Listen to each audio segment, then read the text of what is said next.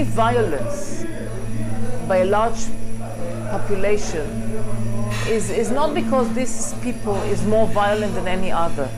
It's an alarm, it's a sign, it's a signal that something is wrong in the treatment of this population. Where is the outcry? Where is the voice of the day? Where is the voice of the people?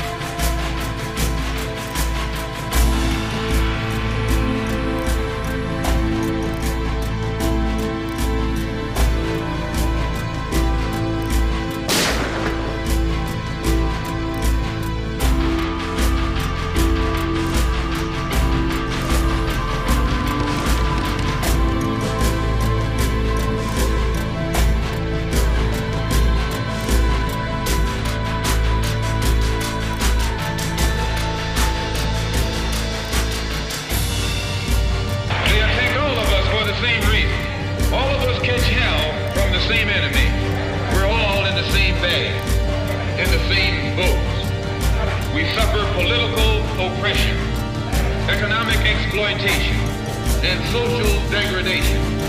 All of them from the same enemy.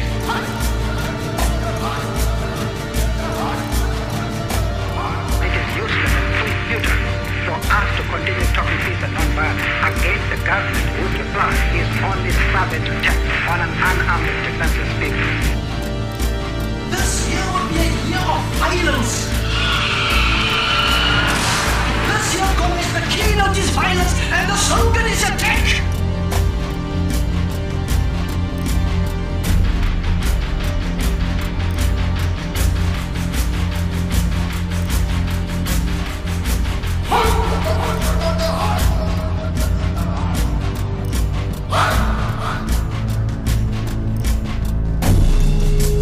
I am minded of young David. I am minded of young David, the shepherd boy, who stood up before the great warrior of the Philistines. Young David having all the courage.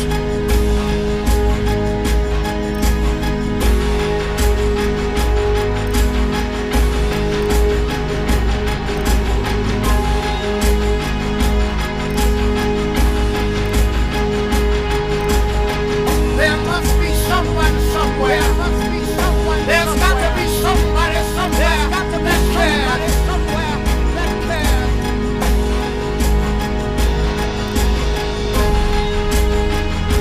Young David took that one small stone and the faith of his God and slayed the giant Goliath.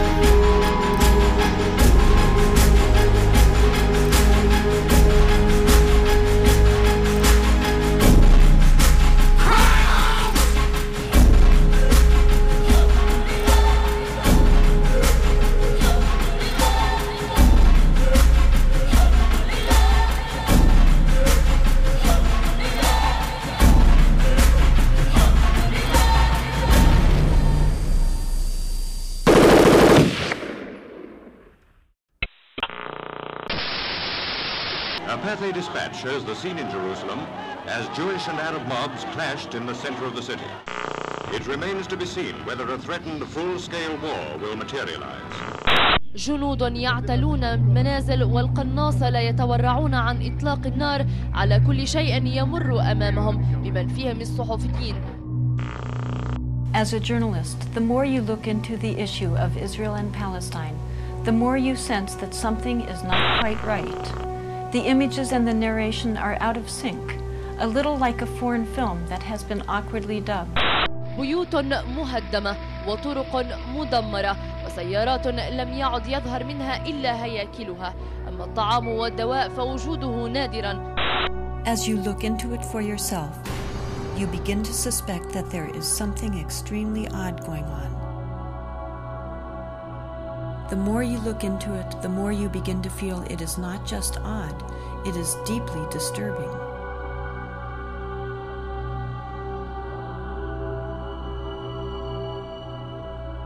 Our media portray Mideast violence as though it's an inherent part of the culture and region, implying that the Israeli-Palestinian conflict is an ancient problem with little hope of solution. دمار يخلفه الجيش الإسرائيلي في كل شبر من الضفة الغربية. مدينة السلام المحاصرة لا زالت ترفع غصن الزيتون، وكنيسة المهد تقصف بالآليات العسكرية. 200 مواطن محاصرون داخل الكنيسة دون طعام أو دواء. These misperceptions come from the fact that we're only hearing a fraction of the story.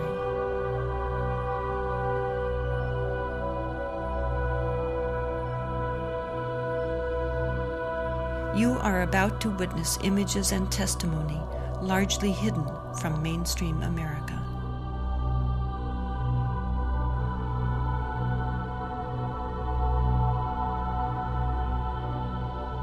This place draws many people, whether they're Jewish, Muslim, or Christian.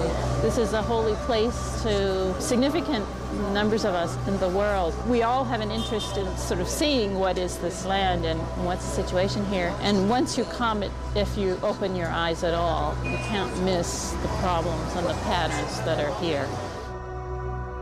I think it's hard to understand what occupation is. I think it's a foreign concept for many Americans, what it's like to live under military occupation. The definition of an occupation is when a foreign army occupies your land physically and controls your life. In addition, Palestinians under occupation, and this is why there's so much struggle against the occupation, they're not citizens, they don't have rights, they don't have civil rights. They're under a military rule. This is a particular kind of occupation that's both military and settler occupation. Settlements are areas of Palestinian land which are selected, and whatever is there, whether it's roads or whether it's villages or homes, they are bulldozed, and then a new town is built on the hilltop.